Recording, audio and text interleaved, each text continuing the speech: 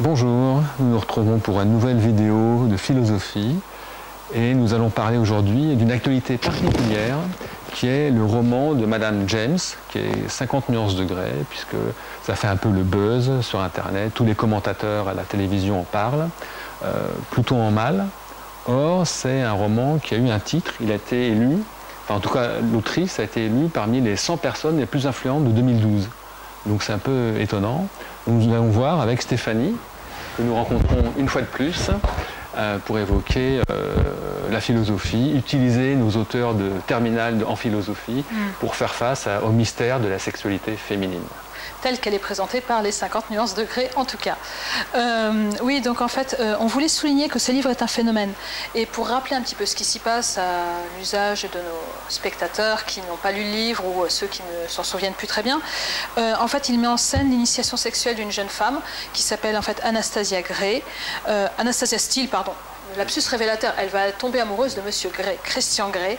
Anastasia Steele en fait est vierge, elle a 22 ans, elle n'a pas d'ordinateur, etc. Elle est tout à fait naïve et complètement effarouchée vis-à-vis des hommes. Elle est en colocation avec une de ses copines, sa meilleure amie, Kate. Et en fait, donc je passe sur les détails et grosso modo, Grey va tomber, va craquer sur elle, comme il est écrit dans le livre, et donc il va la poursuivre de ses assiduités. Ils vont finir par conclure un contrat de domination où elle va accepter de se mettre à sa disposition sexuelle et à la fin elle partira, elle le larguera. Donc ça c'est fait en 2 secondes. En fait, la sexualité féminine, ce qui explique le succès de ce livre, à mon avis, c'est que la sexualité féminine est mise en scène et qu'elle intéresse, qu'elle intrigue. En tout cas, c'est ce qu'on peut supposer. Parce que s'il y a tellement de gens qui l'achètent, c'est que ça résonne en eux. Et donc, la question qu'on s'est posée en premier, c'est qu'en pensent les philosophes? Comment ont-ils théorisé la sexualité féminine? Donc, on voulait commencer par un petit clin d'œil à Freud, auteur de Terminal aussi, il est étudié au programme, qui dit en fait dans les 3 essais sur la théorie sexuelle que les femmes sont constitutivement hystériques. L'hystérie, c'est une maladie qui est propre au 19e siècle assez puritain, où en fait les femmes n'étaient pas censées montrer leur plaisir. Et c'est ce que dit Freud d'ailleurs, quand il dit ces conditions sont donc liées intimement à l'essence de la féminité, en particulier l'hystérie, il veut dire que les femmes sont par nature plutôt hystériques. Et c'est dû à 2 choses d'après lui. Un, à la puberté, elles refoulent leur libido, elles la cachent, parce que justement ce n'est pas moralement, socialement acceptable. Là, ça renvoie au chapitre sur l'inconscient, par exemple. Et en fait, et deuxièmement, l'excitation sexuelle des petites filles est clitoridienne et quand elles deviennent des femmes, elle devient vaginale. Et donc en fait, il y a une espèce de contamination positive de la sensibilité vaginale par la sensibilité clitoridienne.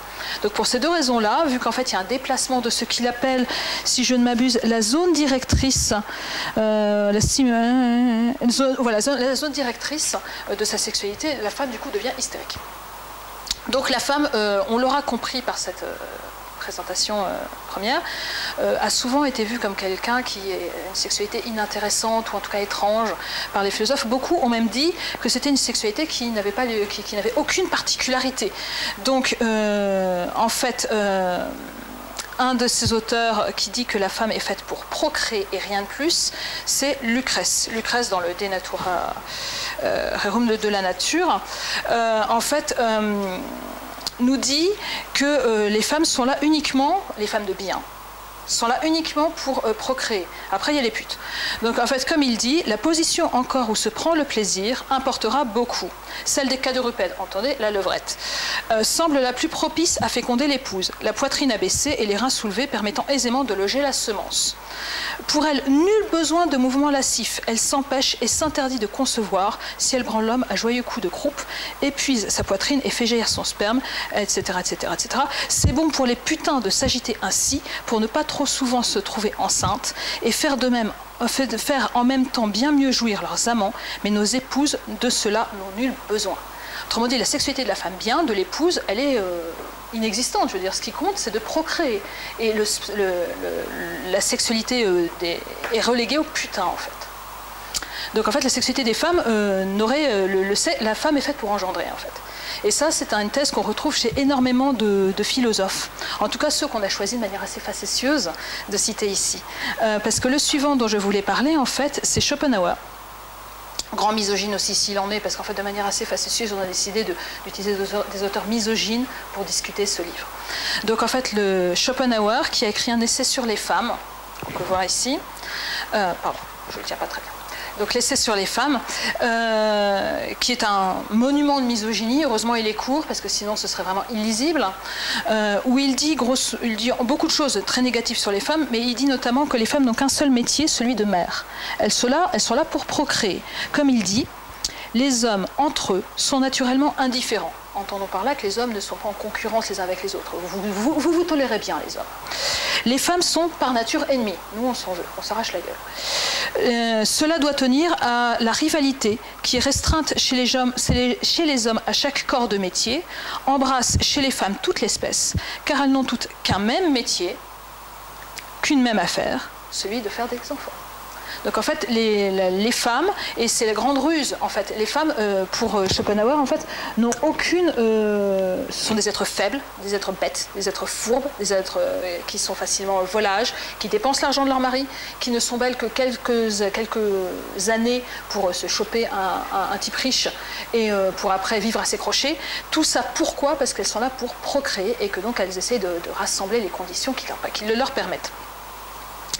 Donc en fait,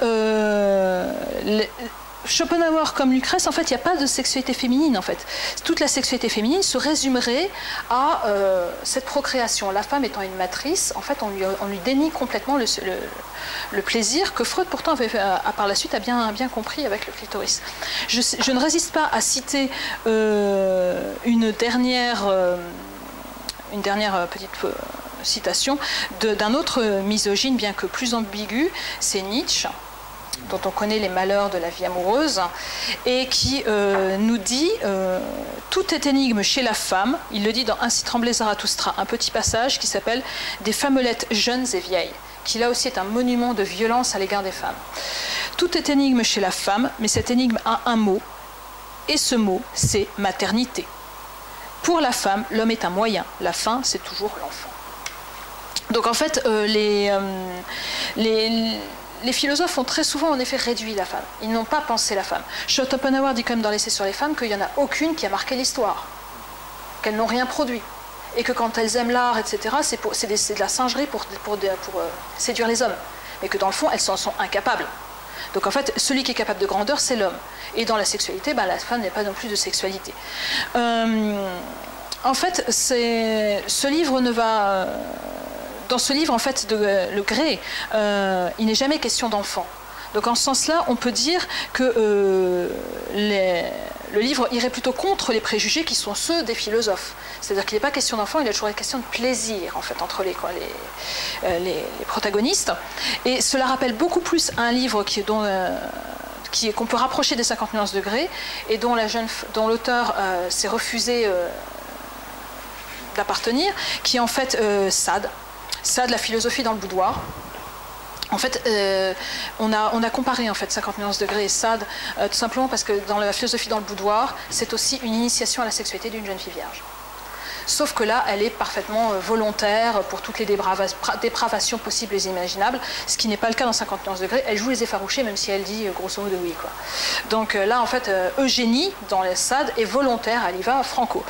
Et Madame de Saint-Ange, qui fait partie de ses initiateurs avec Dolmancé et d'autres, lui dit une jolie fille, Eugénie est jolie, Anastasia Steele est jolie aussi, une jolie fille ne doit s'occuper que de foutre et jamais d'engendrer.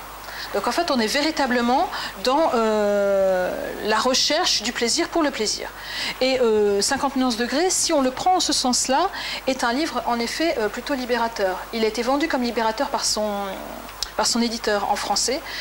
Si je ne m'abuse, j'ai lu qu'en fait, il était présenté comme cela lors du pitch en fait, de présentation du livre, comme un livre libérateur. Et en ce sens-là, en effet, parce qu'il ne dit pas que la femme est tout ce qu'elle est pour certains philosophes, en effet, il est libérateur. Mais en fait, est-ce si simple de dire que ce livre fait la part belle aux femmes? Est-ce si simple de dire que c'est un livre pour les femmes? Est-ce si simple de dire que on ne parle que du désir féminin? Donc en fait, teaser, c'est ce qu'on verra dans notre prochaine vidéo.